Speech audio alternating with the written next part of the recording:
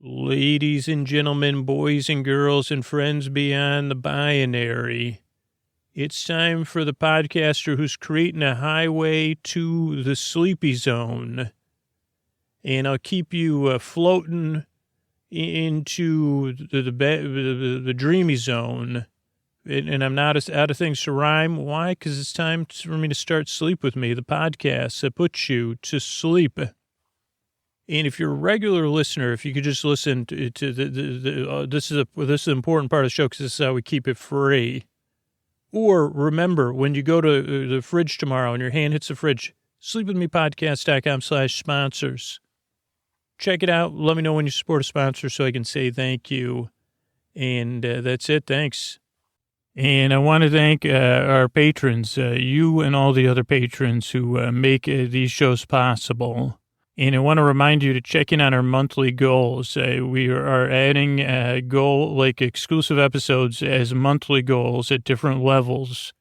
And you can always check in to see how that progress is going over at sleepwithmepodcast.com/patron. And make sure your RSS feed's set up because depending on what level you're at, you're going to be getting the first Patreon Fearless Flyer episode. So if you miss that show, it's going to be in your feed soon, or it may already be there, depending on when you hear this message. But really, that's just a way I can thank you for voluntarily subscribing to support the podcast. There's some cool benefits, but it's really a value-for-value relationship. I try to create a place where you can get a good night's sleep and you can get rested so you can be out there during the flourishing. And you say, hey, let me support the work that creates this thing that puts me to sleep. Thank you so much for choosing to be a part of that, for taking part in something that really is bigger than me. It is this collective good because it puts a lot of other people to sleep every single month. So thank you for supporting that and making that possible. You really just give me the opportunity to tell people bedtime stories. It puts you to sleep, and then I get to tell all these other people bedtime stories too. So I want to thank you to contributing to the sustainability of the show. To you and patrons like Nathan, who said, I use the podcast every few days, maybe once a week, until I changed the shifts to the 5:30 a.m. one. And then I couldn't fall asleep, and I started listening to more and more Sleep With Me. And it's kept me well rested and made my days so much easier. And with the show being twice a week now, I knew I'd need more Scoots and Sleep With Me. Thank you for everything you do. You save so many sleepless nights and miserable mornings that my patronage is the least I can do to thank you for the show and to guide me through the deep, dark night and help me have better days because of it. Couldn't say it better than you, Nathan. Thank you so much for that. And thanks to everybody that supports the show. If you want to, if you say, wait a second, I want to become a patron, sleepwithmepodcast.com/patron. That's where you can kind of see the goals and the rewards. I mean, it's really, the reward is the value for value relationship and the podcast being there when you need it. But you do get ad-free episodes a week early starting at $5 a month. And there's other perks at other levels. So check it out. But really, just like Nathan, the patrons are really in it for the sleep the podcast provides you and everyone else. Thank you so much. sleepwithmepodcast.com/patron. I couldn't do it without you. Thanks. Hey, everybody. I just want to check in with you about our live shows. If you're ever wondering what appearances I'm doing, you could go to sleepwithmepodcast.com/live show. On the second Wednesday every month, I'm always here locally in Alameda, California, doing a show at 8 p.m. But I'm also going to be at PodX from May 31st to June 2nd, 2019 in the heart of Nashville at the Music City Center. On social media, you could go to @thepodX for programming teases, times and stuff like that. We're going to be doing a live show. There'll be a bunch of other stuff there. And you could get tickets at podx.com/sleep. You'll get 10% off any ticket type. And you can keep an eye on the schedule for when the live show is going to be and when the appearances are going to be, but go to podx.com/sleep and check it out. Thanks, everybody. I'll see you soon. It's time for the Sleepy Supporter Zone. I want to thank Erica and Walter, who signed up for Green Chef, and let me know how much they're enjoying it. They went to greenchef.us/sleep and got $50 off the first box of Green Chef, and then they stuck with it, much like I do. I use Green Chef nearly every single week. I put it on hold when I'm traveling. You could get $50 off your first box of Green Chef, greenchef.us/sleep. Oh, Mystery Bard, we got a lot of people who work hard on this show. Who are they? Chris Posty Poster Son sounds like an earful. Wrote the theme song. Edits episodes too. Carl W. the Legend also edits episodes. Kenny, Scotty, and Jennifer. Runner. Eric and the team at Astound are on the website. I am the Mystery Bard. I do the lullabies, yeah. I do commissions at jonathanmann.net. Could be for Mother's Day. It's coming up soon. Or Father's Day. It's coming up too. You see the kindness shine straight on through when the listeners form their own Facebook group. Keith, Stacy, Sarah, Julie, and Jennifer. These are your moderators. Get support dear Scooter on Patreon. Buy the merch and support the sponsors. You can find anything you want at sleepwithmepodcast.com. And we're so proud that we could dance to be part of Nine Vale Presents. So now on with the show. Thanks, Mr. Bard. I'm at Dear Scooter on Twitter and Instagram. Make sure you're subscribed to our newsletter, sleepwithmepodcast.com/newsletter. And what do you say we keep the show going? Or get on with the show. What does it normally say? Normally after this I say, hey, are you up all night tossing, turning, mind racing, trouble getting to sleep, trouble staying asleep? Well, welcome. This is Sleep With Me, the podcast that puts you to sleep. We do it with a bedtime story. All you need to do is get in bed, turn out the lights, and press play. I'm going to do the rest. What I'm going to attempt to do is create a safe place where you can set aside whatever's keeping you awake, whether it's thoughts, feelings, physical sensations, changes in time or temperature, routine. You know, your routine could be on traveling. Someone else could be traveling.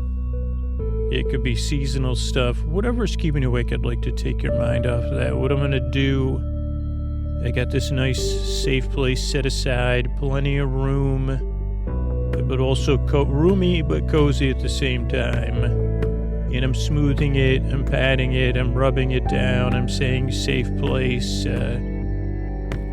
And then I'm going to send my voice across the deep dark night. I'm going to use lulling, soothing, creaky dulcet tones, pointless meanders, superfluous tangents, a go off topic. Believe me, holy, I'll get distracted. Just like those great, what are those called? Fairy tales? Are there any famous fairy tales? Because I was thinking of the one with Alice in Wonderland. Because she went down, but I said, maybe she didn't go down a rabbit hole. I mean, she was chasing that hare around, but more she was trying to keep up with it, I believe. For me, I have multiple hares, running around inside my head. Bunnies, rabbits, cutie poos. I don't even know. I say, what kind of mammal are you? Cutie poo? And I say, really? And I say, you mind if I stop and ask you a question? Sure, but you're in the middle of a podcast intro. Okay, cutie poo, maybe I'll come back to you, because I was going to ask you a question about, never mind, you're right, it'll bring us way off topic. Well, go ahead, ask me it anyway. It'll be a good example for the new listener of how you go off topic so early. Well, thanks, cutie poo. Maybe we could make this a meta thing where we talk and do the intro. Sounds great. Well, so I was thinking there's something before my time. It was called a Cupid doll. And now that I say it, I thought it was spelled like cutie poo. That's interesting. You think Cupid pie and cutie poo are spelled the same way, huh? Well, now, not that I'm saying it out loud in front of a bunch of people. I can picture reading Cupid pie. And now I think I can see it is like KEW or something. But I was just wondering if you knew what that was, because I don't actually know. I think it's something you would win at a state fair in like the 1940s or 20s or 40s or 50s. Okay, well, listen to new listeners. Scoots apologizes if you're a fan of Cupid dolls. Also, here's another question for you. I know we're supposed to get to the intro, but do you know who Astro Boy is? Scooter, I do, because yes, Scooter. Thanks, cutie poo. Go ahead, Scooter. Well, I was just thinking, do Cupid dolls and Astro Boy look the same? Because in my mind, they do. Okay, well, anyway, Scooter, what were you going to tell the new listeners? Oh, what I was going to tell them is, I'm going to send my voice across the deep dark night, lulling, soothing, creaky dulcet tones, or Cupid doll-like tones, but I don't know what the Cupid doll sounds like. Okay, Scooter, keep going. Yeah, and I'm going to send my voice across the deep dark, lulling, soothing, creaky dulcet tones, pointless meanders, and all I'm going to do is try to keep you company as you drift off to dreamland. Okay, great job, Scooter. Thanks, Cutie Poo. I think I'll take it from here. If I have any more questions, I'll get back to you. But if you find anything out about Astro Boy or Cupid dolls, get back to me, okay? Sure, Scooter. Okay, sorry about that, folks. If you're a new listener, I got distracted. If you're a regular listener, you're like, Scoots, hardy har, like, you're probably giggling, or you're like me. You're like, I can see the spelling of Cupid. It's like when I had Cutie Poo here, I should have asked if it was like kiwi and cutie pie were Cupid. Anyway, oh, sorry. So if you're a new listener, I'm here to keep you company and take your mind off of stuff as you fall asleep. A couple of things to know about the show. I go off topic pretty regularly. I have creaky dulcet tones. And that's not for everybody, but give the show a few tries to see if it works for you. Structurally, what to expect. The show starts off with a few minutes of business. That's how we keep it free. Is all the wonderful regular listeners that support the sponsors. Then there's an intro, which is about 12 to 14 minutes of me rambling. Really what it is like, ideally, I would explain it's a I don't know what it is. It's like a ball of string that's all knotted up. If it was a metaphor about the podcast, it would be one that was like that. You see, I don't think every pair of headphones I've ever owned. There's a metaphor for, you say, Scoots, what's the intro? And I'm just holding up every pair of headphones with cords. But even then, I bought a pair of Bluetooth headphones that you're supposed to stick in your ears. Not the expensive one, of course, because I said, well, I'm not going to pay that much. And even those don't have a cord, they only attach to my phone for like 4 minutes, and then they go boob boob. And I say, what? And then I Google and I say, how do you Google boop boo? And every time I've tried to Google, this kind of headphone makes a boo boo sound and then disconnects from Bluetooth. It's the same thing, repowered over. So where was I? Oh, if you're a new listener, I tend to go off topic. The intro, structurally, business, and then there's an intro. And the intro's around 12 minutes. We're probably like 6 or 7 minutes into it now. And it's just a friendly wind down to start the show off. Exactly the opposite of warming up. But it's warm. It's warm-hearted. I'm glad you're here. Hey, hardy har, I'm here to keep you company. But like a cool breeze of senselessness, kind of like when this is actually one of the times advertising is actually correct, is when you get the right breath mint, and then you suck on it, and then you breathe in. You see, holy cow, that is like a mountain breeze. Mountain breeze breath mints, the newest breath mint from the whatever company wants to invent those and pay me. Company. Mountain breeze, like a mountain breeze in your mouth, but it smells better. Because a lot of mountain breeze would have like yak dung and stuff in there. Okay, so the intro is like a long explanation of the podcast. A few percentage of listeners skip over it, but most listeners use it as a wind down, and then a few percentage of listeners fall asleep during the intro. I think most of those are people that support the show on Patreon, though. And but there's really no wrong way to use the podcast. But like most of the people, they use it to wind down. And then there'll be a story. Tonight it'll be me trying to remember the plot of the movie Top Gum, that famous Anthony Edwards movie with Tom Cruise in it. Val Kilmer and a couple other people. Well, Michael Ironside, of course. So that'll be and then there'll be some thank yous and the good nights. Between the intro and the story is business. And that's the structure of the show. Now, what else to expect if you're new? Well, I'm glad you're here. Like I said, it doesn't work for everybody. Give it a few tries. And I'm not saying that because it benefits me at all. I just really want you to get a good night's sleep, and that's what most listeners say. And you getting a good night's sleep really, on a spiritual level, does benefit me. I say that's great. If the podcast puts you to sleep or you find something else, if you're looking for other options other than this podcast, or you loathe this podcast, you're listening, you say, I loathe this podcast, sleepwithmepodcast.com/no thank you. There'll be some other options there. That's because I'm really here to help. So that's what structurally you have to expect. You don't need to listen to me. I think you probably figured that part out. And there's also no pressure to fall asleep. I'm here for an hour.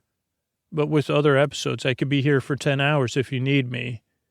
Yeah, back to back to back to keep you company if you can't fall asleep. I'm your bore friend. I'm your bore bae. I'm your bore buzz. Your bore buzz. It sounds like they could be another super bore buzz. It's like my sidekick, like Astro Boy. Oh, Astro Cupie Pie. Oh, you're not Cupie Pie? I don't know. I've lost contact with Cutie Poo. Ran off with the rest of the rabbits in my brain and the bunnies. Thanks for rubbing your ears on me. That was great. It made me forget what I was talking about. Oh, bore bud, your bore sib, your bore cuz, your bore bestie. I'm here to keep you company as you drift off, because I truly believe you deserve a good night's sleep. You deserve a life where you can flourish. And you could just treat yourself and other people with kindness, dignity, and respect. So I'm here to do my little part, which is just rambling and keeping you company. And I think that's it. So no pressure to fall asleep, no pressure to listen. Structurally, show is a bit of a headphone jumble.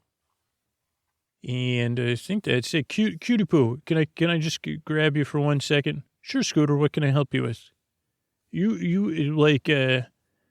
Here's something I got a question for. Is there, I don't know how your vocabulary is compared to mine, but, long floppy ears is a nice term, but is there a better term for your ears? Because they're, magnificent is a word I would use, or luxurious, because they're not just, long and floppy doesn't do it. Do you agree with me?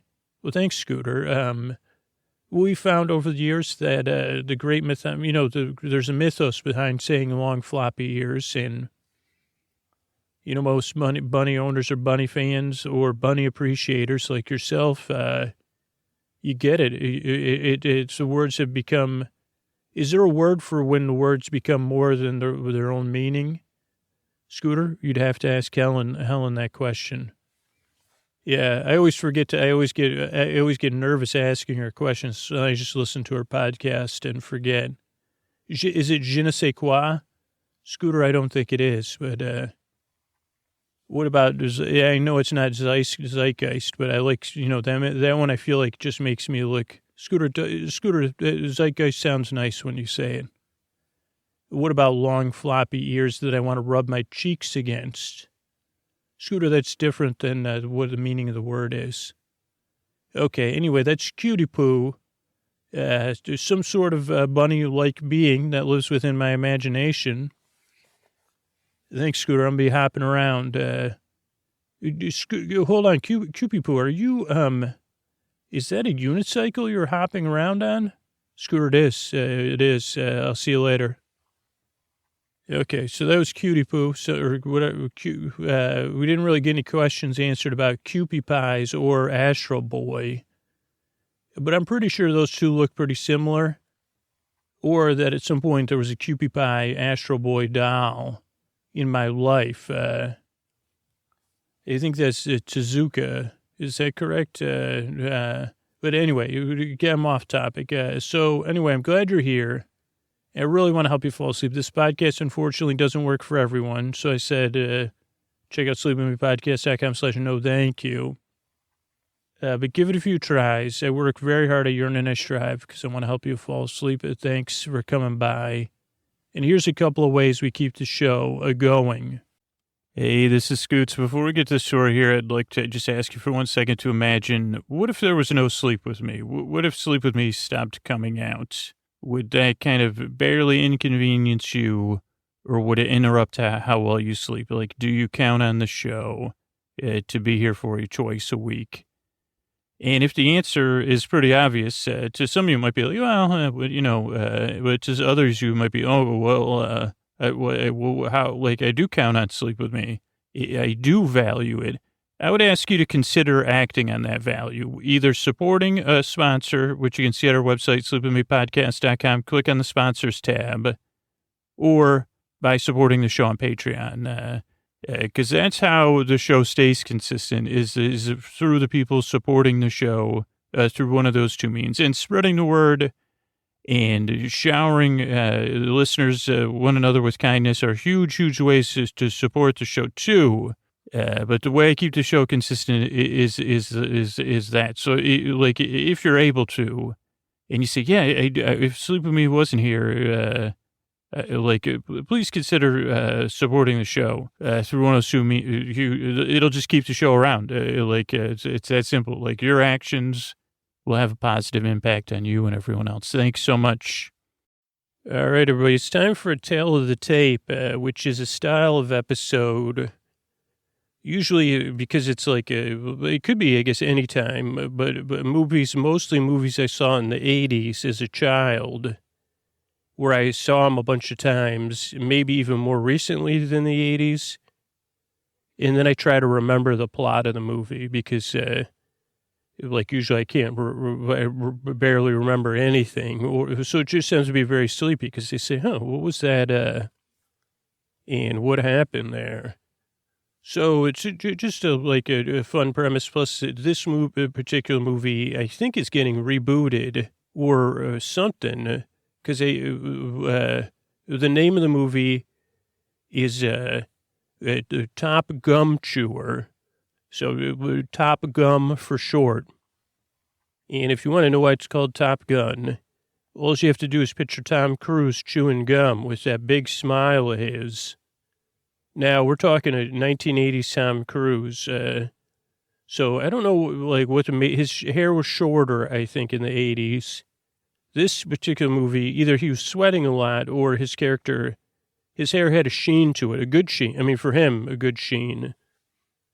And he wore aviator sunglasses a lot because he was a jet pilot for the Navy. And he chewed gum. That was just one of his things. That's one of his things in a lot of movies. But he chews gum in this movie. He's the top gum. And it's also a thing they use there to say, and this is like a different part of the Navy. You might not have heard of it except for this movie. Acrobatics, aerial acrobatics. And so this movie starts off, so I think that's everything we need to know about the setup. Oh, but I know it's getting remade or rebooted. So I think like Tom Cruise and maybe Val Kilmer. Okay, so the stars of the movie are, Anthony Edwards, Tom Cruise, Meg Ryan, Val Kilmer. This is one of Tom Skerritt, Michael Ironside. After that, the dude that was in Legend of Billie Jean, Hubie something. Who else? Kelly McGillis. Was it John Stockwell, who we'll get to really quick? And even Tim Robbins was in this one. So very 80s cast. And it takes place in San Diego, I believe. Parts of the movie do. And it's about being the top gum, which is shorthand for the most the person that has the most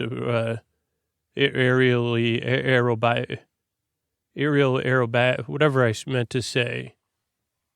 So the movie starts off with, now this also all took place during the 80s, during the Cold War. And, I think that I don't know, I've never read an article about it, but I'm sure there's been plenty of great ones about how storytelling, the Cold War actually offered like a easy stakes for your storytelling back then. Because you had like like in the movies, at least in the simplistic version, like a good side, good old USA, and a not good side, which would be the USSR. And again, I'm not taking sides. I'm just talking about the storytelling. And then they had stakes because you were raised, I guess, in the 80s to believe that, our way of life was dependent on our, get a lot of, you could see how we got here today. They say, well, if our way's not the best, then we don't have it, But so this movie took place with that through that lens, through that cultural window.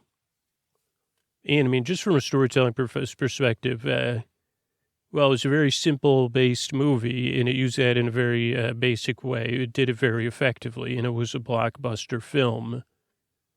Though people might have never, they say, I've never heard of that movie. Heard of another one. I said, well, I'm sorry. So the movie starts off with, who's that, John Stockwell? Now, here's a couple things about John Stockwell. He was in a couple movies I liked, and he was someone that never became a gigantic star, which was baffling. I also always thought George Thorogood, who's like a classic 80s rocker, or more of a, maybe not a rocker, but I always thought those two people were the same person. So John Stockwell was George Thorogood.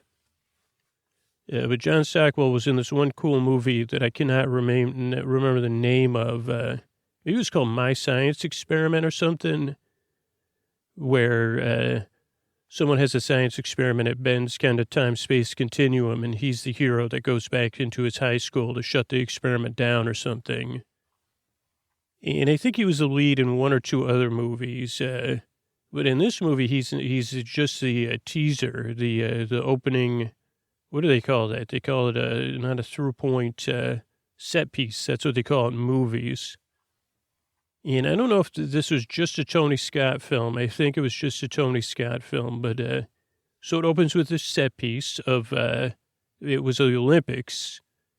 Now I guess it would have been like this. It took place in the past. No, it was the Olympic.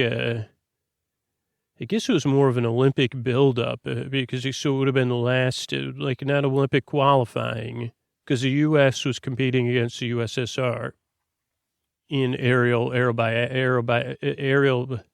whatever that's called. Like, and you say, Scooch, what is that, and why is the Navy involved in it? And I say, well, there's a version you hear of jet planes, but most of this takes place just like in what's that group called? That the circus group. Cirque du Soleil. Like, and again, this is stuff that history's just glossed over because it's not as flashy as jet planes. But most of the stuff, like when you're, you've seen it, like you've got a person in mostly, ideally in a ballet type uniform, and they're flying around on ribbons, and it can involve trapeze and all that, but a lot of it's artistic, it's just, gymnastics and dance and I guess whatever that other one is combined. Now, the reason the Navy's important is because, like the Navy would use this, again, it just added to the stakes that it was like, this is the Navy's team. Now, the Navy specialized in, what do they call it? Like these were, what do you call it when there's two people working together? I don't know what it's called, but like I'm thinking of synchronized. So this was like, it was a little bit different than synchronized because they're not synchronized, but it was a team sport, a two-person team sport. This was again, the 80s, so they were more into the male stories. Which you'd think, well, seems like a softer art. I see, well, you have to have a hard body to do this soft art. So, just to be clear, like you see, this is Tom Cruise's body and Anthony Edwards. Holy cow. Yeah, but so So it opens up with this big, whatever the international, whatever the most important thing is other than the Olympics for men's men's aerial dancing. Oh, acrobatics. Why was I calling it aerobatics? I think that's like the shorthand for it. Not to be Top Gun. Okay, so I think you're with me so far. So John Stockwell's character, whose name I forget, he like everyone had a nickname. His was something like Jaguar. For some reason, I remember Tim Robbins' nickname first was Merlin, because that was just cool. I said, I wish I was Merlin. There's another dude, Barry Tubb. Is that who it is? Okay, I just thought of one other kid, like the sidekick to Iceman was in a lot of movies. I don't know if his name's Barry Tubb. I think Barry Tubb might be the dude from Billie Jean. But there's one other character who's an actor whose name I should probably know. But anyway, Jaguar, whatever John Stockwell's character's name is, I don't know who his partner was. The partner didn't get a lot of screen time that I remember. He goes out there. He's the top dog. Like they say, okay, like you're up against, just like in these movies, Rocky movies, Ivan Drago and, Mikhail Baryshnikov are on a team together. I know this is just imaginary. That's not really who they were against. Because the Soviet team had these, like a little bit like figure skating. They had, like outfits that were also part of the show. So they also obscured their faces, which is again a message of like, that the 80s was trying to push. I think right now I'm covering the movie in slower than real time. But so basically John Stockwell and John Stockwell's partner up against two faceless Russians. And it's a big moment, like, and John Stockwell's the best of the best as far as the U.S. team's concerned. And he gets up there, on the ribbons, on the swings, and starts doing his thing. And it's also done at the same time. Like, it's like this, everybody, you have to see the movie to understand, but it's like a dance off in some sense, but it's I'm not doing that on purpose. It's just like a brain trip. But, so he gets up there and he decides like he's built it up too much. He has performance, performance concerns. And he's never had this trouble. He's been the top dog. And he says, I can't do it. Like, this is it. I'm off the team. Right in the middle of the routine. I think it was a mess, like a little bit of like the Russians kind of like they swung real close together or something. And he said, you know what, this isn't for me, which you got to respect. It was like a very, he said, this is it. And everybody was in disbelief. All the coaches, all the other athletes. And that, but it also serves to show this theme of the movie, which is one of the themes of the movie, which I think is like mind over matter in some sense, or mind over even ego, like that there's this like loose focus. If you want to be top air dancer, yeah, that's a good way, top gum, like you need to it is a matter of not just a physical ability, not just technical ability, but an ability to push over the edge, or right up against the edge, and that he lost his edge. I think that was it. He lost his edge. And, so that's how the movie starts. And then what we get next is Tom Cruise and Anthony Edwards, who forward will be known as Maverick and Goose. We see that they're like in the amateur circuit. They haven't been in the Olympic circuit. They've been in the amateur circuit. They're very flashy. And Tom Cruise is extremely confident. I mean, you've seen him smile and chew gum. Like, imagine him in his 20s doing that. I mean, it's actually enjoyable either way. But so he does that. So we just see them, and they're like so flashy. They're kind of like not Goose. Anthony Edwards' character is a little bit more of the soul, at least initially, or the heart and soul. But Tom Cruise, he even shows up to coaches and the other athletes a little bit. Yeah, and he's always got catchphrases that I forget, turn to burn or something. And then they get back to finish their performance, and they kind of upset one of the, not the coaches, but one of the referees or something, or whatever, judges, by doing like something comparable to where they're supposed to do a double Indy and they did a quad. And then they find out when they get back, they say, you guys who got called up to you'd normally be in trouble, but the Olympic team has an opening and the Olympics are coming. And, obviously Uncle Sam doesn't want us to be embarrassed and not be the best aerial dancing, air dancers in the world. Our ability to consume things and could be at risk. So we got to be the best. And they want you to, but instead of the best, I guess they want you to. And then things probably get fuzzy for me eventually. So they go to San Diego, which is like Top Gun school. So I think initially we get, and there's probably some other new classmates. Maybe there's not, but then we get like an overview, Top Gun. And I think this is narrated by Michael Ironside. And they say the history of the school, like a little backstory. But, Top Gun was designed, in the 1950s when, we said who's going to be, the whole Olympic buildup of the Cold War. And, U.S. To air dancing dominance. That's the term he uses. And they say, so this is to teach everything, even stuff, we're combining techniques across the globe in this one place.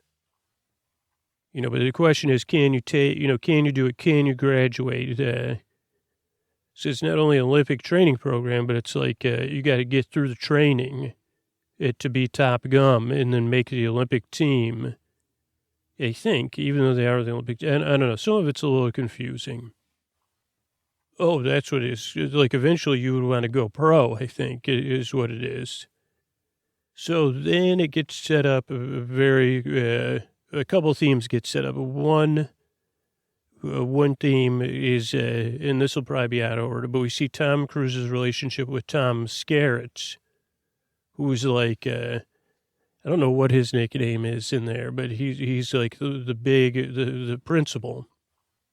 But for Tom Cruise, he's this father figure, which Tom Cruise is like, we kind of learn like Tom Cruise's edge is related to his relationship with his father a little bit and his need to prove himself. And Tom Skerritt kind of tries to take on this role of like, I care about you, but you're kind of a DICK for the most part, is what he kind of says to Maverick. Like, this is your ego's too big. And I know you think you're the best, and maybe we could make you the best, but we'll see. So there's that. So there's that theme running through it. Then there's the theme of, there's Tom Cruise and Maverick and Goose's relationship, which is one of friendship and love, but also of like different stakes. Like Tom Cruise's ego constantly impacts Goose because Goose has different stakes. He has a family, and he really needs to make it eventually to the pro league because if he doesn't, then like, what would he, like, he wouldn't, you know what I mean? He needs the money. I mean, that's like a good way to make a living as pro air dancer. I mean, come on, look at nowadays we see it everywhere. I mean, all the constant air dancer interviews. So that's another theme. Then there's the fact of what Tom Skerritt said. With his other classmates, Tom Cruise definitely has, and he's able to carry it out in a likable way, which is probably not, there's not many people capable of pulling that off, where he's kind of a superior to his classmates and a bit of a, jerk or whatever. But he also is almost the best. So I don't know. There's kind of a little tension within the class. And then there's also the actually top student, the top performer, who is played by Val Kilmer. His name is Iceman, and his partner is like Gordo or something like that. And Iceman is known for being super cool and chill, and like precision oriented, very detached and emotionless, but also plays within the rules. And he doesn't like Maverick's, not just his attitude, but that he pushes things over the edge. Iceman says, I can be the best within this creative constraints, and that's what we're here to do. Also, this is like an Olympic sport, so we don't want anybody like spraining anything. It's just ridiculous. And he says, eventually you're going to sprain an elbow or something, and, or what if Goose does?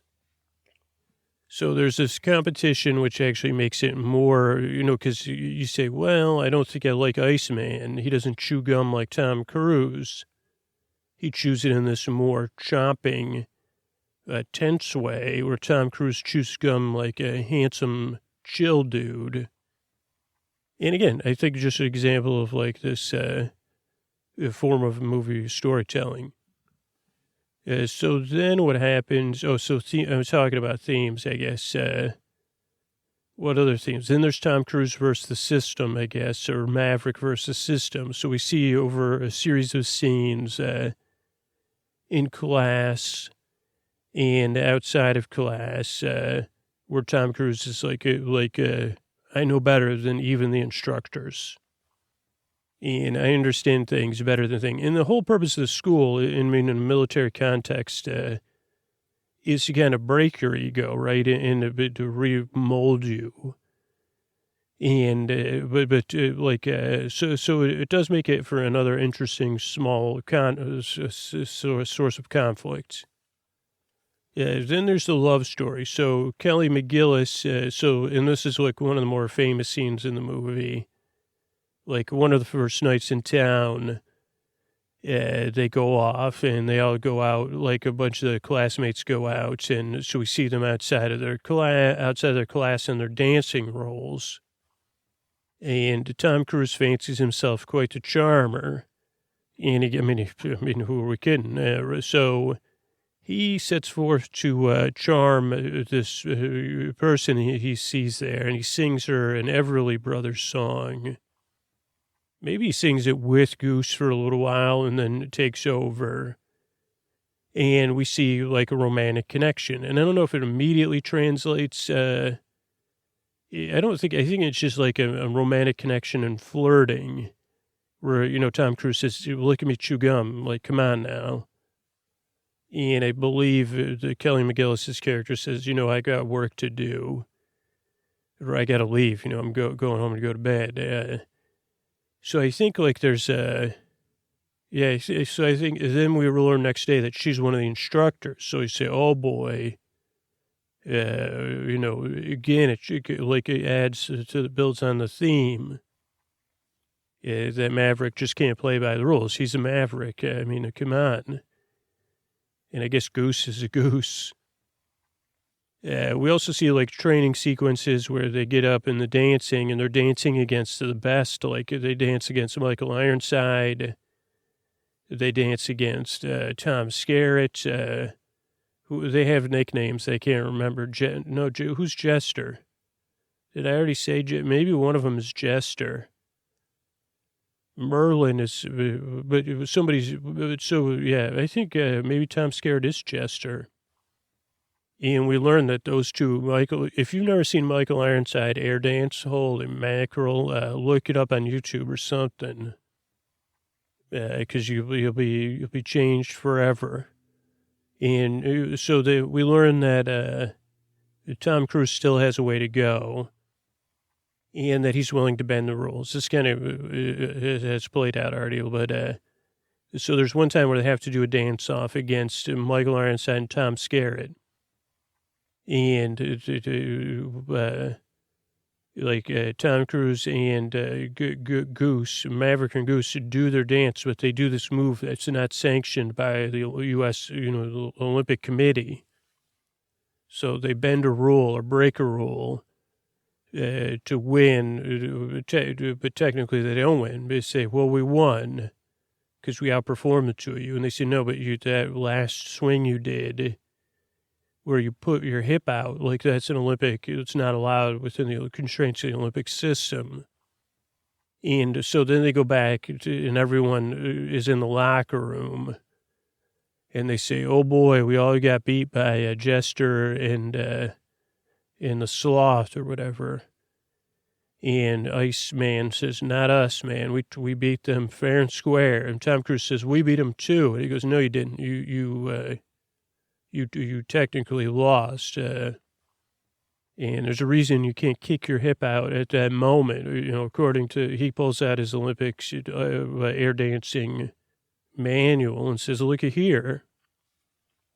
So we have all this rising tension. Then eventually the first piece of tension to break, I think, is Tom Cruise and Kelly McGillis. They end up in a romantic situation, which I think somehow then they end up,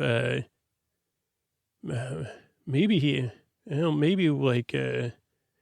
I don't know, somehow they end up in a romantic situation, which was probably the first time in life I ever saw French kissing with an actor and an actress against a silhouette. So that's burned in my mind.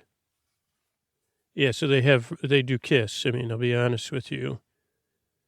Yeah, also there's like a scene where, and I think this was just popular because all the dudes were shirtless and they were all in jacked up shape. But actually, this is before he goes on a date with Kelly McGillis, which I think the date was at the principal's house.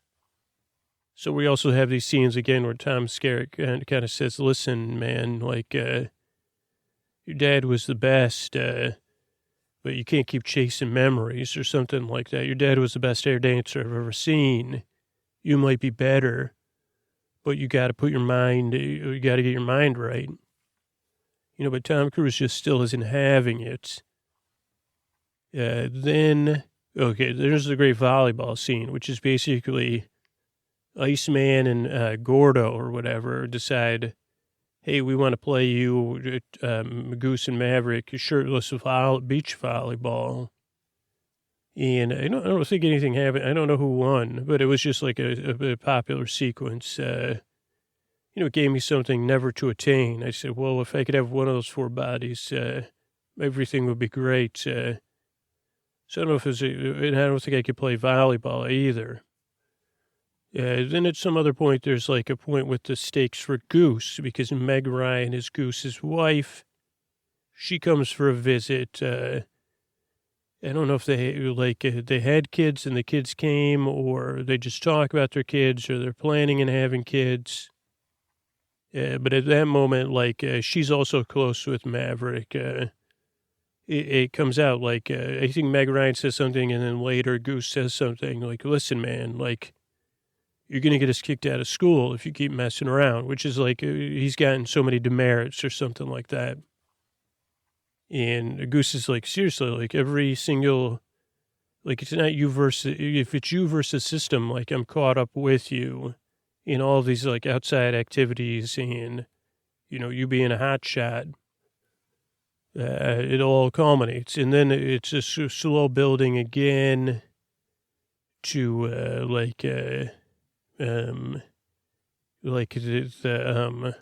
I guess it is the Olympic, building to the graduation in the Olympics.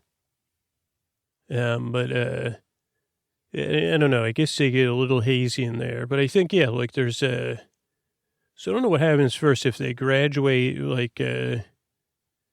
or there's a graduation finale, or it's before the graduation. There's one of the last big performances. I do think actually there is, I think what happens is once or twice, like as they're studying, they do have these, at least once they have, maybe a non-sanctioned air dance off with the USSR team. And I think that's it. So they have maybe they have two of them. So they have one, and Tom Cruise and Goose just showboat. And I think, again, that maybe that's maybe that was, was that in the movie at the beginning, or was it later? I don't know. But at some point they have one competition, and Tom Cruise and Goose are really good. And I think, so I don't know, there's one or two scenes throughout the movie where they're, again, going up against the USSR team. And at some point, and I don't know if it was, I guess it was probably a one with the USSR team, because that would make sense as far as stakes go. But Tom Cruise and Goose are pushing the limits, and Tom Cruise just pushes things so much that Goose overstretches something. And that's it. Like they say, you're over this overstretch. You can't possibly perform or graduate. Like you'll never air dance again because it's just a freak stretch.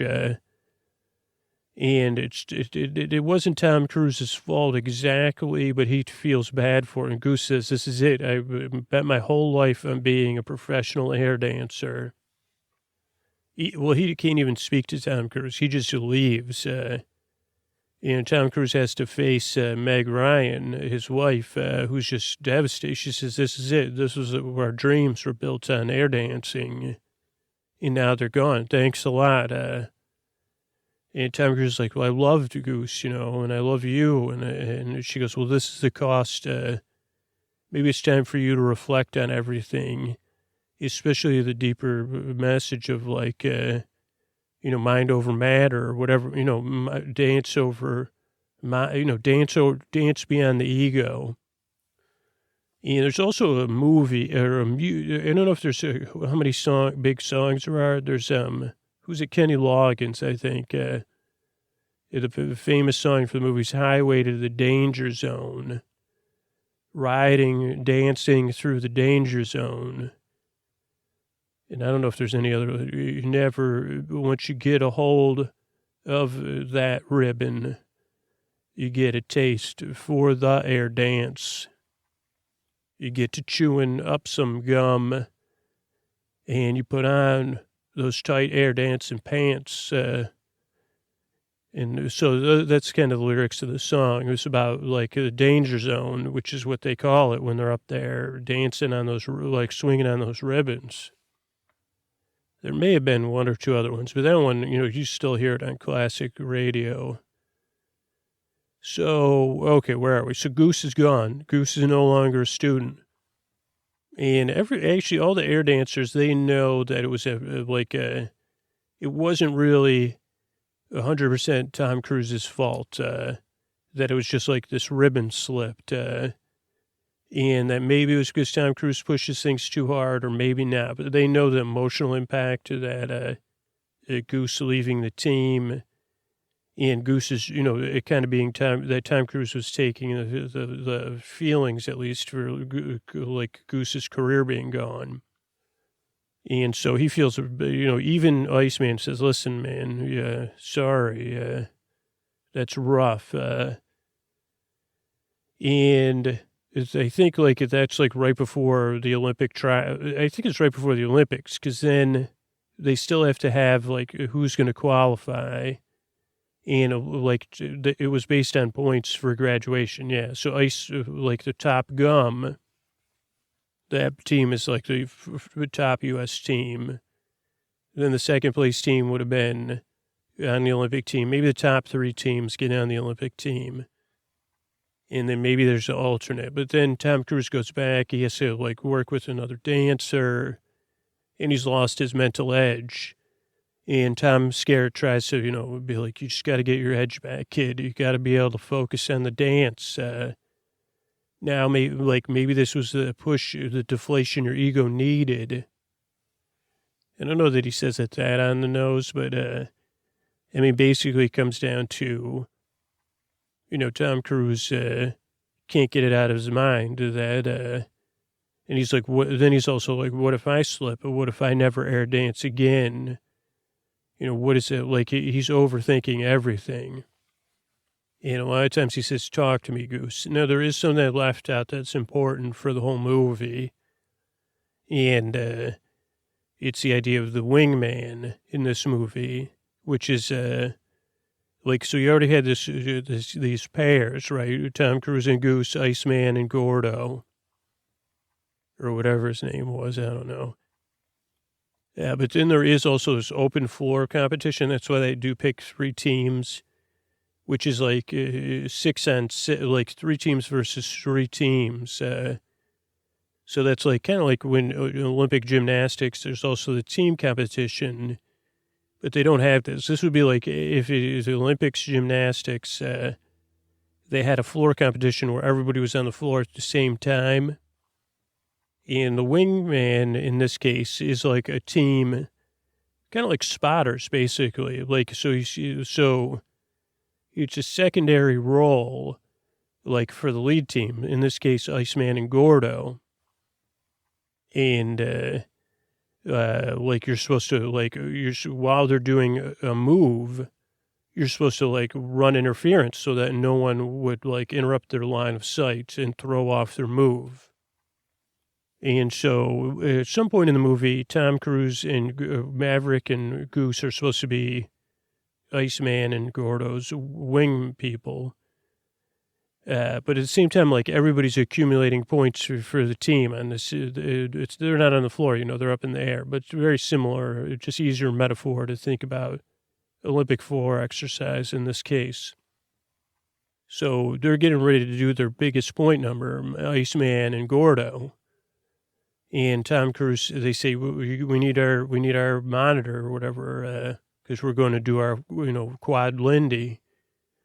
And Tom Cruise says, okay, we're watching. And then Tom Cruise sees like an opening where they could do like something like a triple sow cow or whatever. And he says, listen, I'm not going to like, you guys can handle it on your own. We're going to do, so then we could get more points for the team. We're going to do the sow cow because there's just an opening right now. And Iceman says, that's not how it works. Like, that's not how protocol and Olympic teamwork work. There's no I in team, Maverick. But Maverick can't hear it. That's in the middle of the show. Yeah, but you never forget that, that's important. And at some point, I don't know if it's at the end of the movie. I guess it's at the very end of the movie. It pays off. Which I think we're like here too, like is basically like, it ends up at the end of the movie climaxes with like, unless you consider that a climax with the Goose stuff, is like Tom Cruise and Goose, they had so many points that they either came in second or third. Iceman and Gordo came in first. I think they were top gum. Or maybe not. Maybe Maverick and Goose were so far ahead. It doesn't really matter because Goose was off the team. And Maverick's just trying to, he's just hanging on. And they say, so they say you're graduating, and they say they moved up the Olympics or something, or they moved up the date of when our competition is. And I don't know if Maverick had so much found a rhythm with his new partner. And so what happens is, they say, well, we got to go. And they say, Maverick, are you even going to go to the Olympics? Can you even focus? And I don't know what the debate is there. And that leads to the Olympic finals, which they kind of skip over and they just kind of go into. And they say, all the points are tied. and this is the floor competition.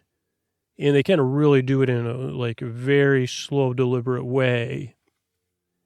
So there's 3 teams for the U.S. I think it's Iceman and Gordo and another team. I don't know which team it was. And then Tom Cruise and his new partner versus the Russians, who are again in their artistic garb. But again, it makes them kind of faceless. The whole like we said.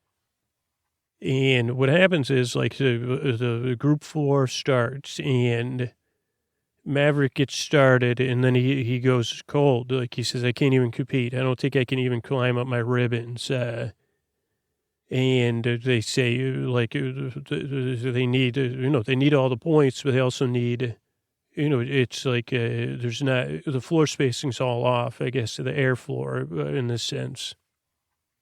And Iceman says, we need you. And he says, never mind. But then ends up Iceman and Gordo are doing really good. And the other 2 teammates to where it's still competitive.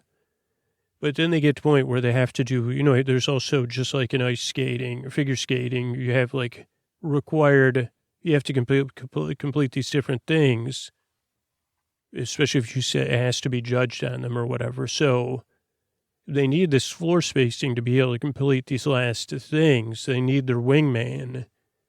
And they end up because the other teams are using blocking, almost like picks in basketball to rack up points. And they say, again, this is it. If we lose this symbolically, we'll have lost it all for the US of A. And so Tom Cruise is like, I can't get it, I can't get it. Talk to me, Goose. And then something rings true to him. He says, wait a second, it's about mind over matter. It's just about focusing, a loose focus and a joy of air dance and chewing gum. And then he starts to chew gum and his teeth are like chiclets almost anyway. He smiles and he gets up there with his partner. And they start to air dance, and then it changes the floor spacing, and they actually find more floor spacing available because 2 of the 3 Soviet teams were using these blocking techniques, and I think it was hard for them, however they wrapped the ribbons around themselves, to get out of these blocking techniques. So then, Maverick and his partner and Iceman and Gordo really start to shine, and it ends up that I don't know who ends up having to do the big quadruple combo with the toast, those ones where it's 2 twists in a row. Yeah, but they do, and they win the gold, and they're so good that they say, this is the first time in Olympic history that your performance outshined the other performance so much that we can't even give them a silver or a bronze. And then that dude, who sings that song that they play on the 4th of July, picnics, forgot his name, but proud to be an air dancer, he sings. I think that maybe they imagined that part, but I'm proud to dance in the air for the US of A, that type of song. And then it ends with Tom Cruise and Val Kilmer or Iceman saying, you could be my wingman. No, you could be my wingman every time. And I think that's it. I don't know if there was any other, other than them putting their, getting their gold medals, and chewing gum, if that's it, I don't know if there's any other, there's a epilogue or anything like that after. But that's basically a movie. And it was, I believe it was a summer blockbuster. I have no idea what year it came out. I would guess the later 80s, maybe 88, but I don't have any idea. And it'll be interesting when it comes out again. It'll just be interesting to see. So I don't know, maybe if that's this summer or next summer. Also, this is another reason I've been thinking about Top Gun is because I've been seeing the trailers for Miss Marvel. or Ms. Marvel. And it looks like the start of that kind of has this Top Gun feel. And that's just a movie I think is going to be cool. So I'm looking forward to seeing that with my daughter. But yeah, that's a little bit about the movie Top Gun. And you say, well, I thought it was like, yeah, a lot of people did think it was about chewing gum or making gum. But then, you saw it and you said, well, no, it's about air dancing. And that was like also the big air dancing peaked in the 80s, where people actually thought it was cool. And started getting into it in droves. And that created the foundation for like Cirque du Soleil. I mean, I don't think anybody's ever told that story. That like without Top Gun, there wouldn't be Cirque du Soleil. And the reason, they'll say, oh no, Scooch, you don't know what you're talking about, and totally unrelated. And it's a really, really, like, well, so just picture Tom Cruise or Anthony Edwards or Tom Skerritt. I prefer to think of Michael Ironside up there, swinging among the stars, chewing gum. Also probably was like an Olympic regulation. You couldn't air dance and chew gum at the same time. So I don't know how, like I think Air Dancer, maybe there was an already movie called Air Dancer. That's why they didn't do it. They had to come up with another thing. But yeah, just another movie that was part of my life that I kind of barely remember. Top Gun. All right, I want to thank everybody who supports the show on Apple Podcasts. Michael, Mads, and Ben, thank you, thanks, and good night. Lauren, Gow, and Aaron, thank you, thanks, and good night. Benjamin, Josie, and Julia, thanks, and good night. Talia, Stephanie, and Larvell, thank you, thanks, and good night. Katrina, Jennifer, and Sue, thanks, and good night. Tim, Anita, and Drama, thanks, and good night. Tate, Matthew, and Henry, thanks, and good night. Barry, Jennifer, and Kyle, thanks, and good night. Allison, Anna, and Ann, thanks, and good night. Aileen, Lauren, and Anna, thanks, and good night. Becky, Erica, and Sierra, thanks, and good night. Adam, Michael, and Dory, thank you, thanks, good night. Beth, Amy, and Lena, thank you, thanks, good night.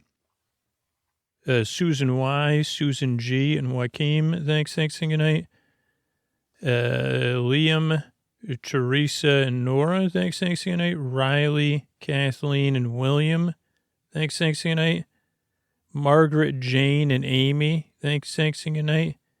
Oh, that's Amy Z, Amy D, Bridget, and Thomas, thanks, good night. Gigi, Patricia, and Asher, thanks, good night. Michael, Benjamin, and Ray, thanks, good night. Kevin, Lori, and Rachel, thank you, thanks, good night. Matt, Melanie, and Michelle, thanks, good night. Amy, Caitlin, and Rose, thanks, good night. Katie, Amanda, and Lydia, thank you, thanks, good night. Jan, Brittany, and Brenda, thanks, good night.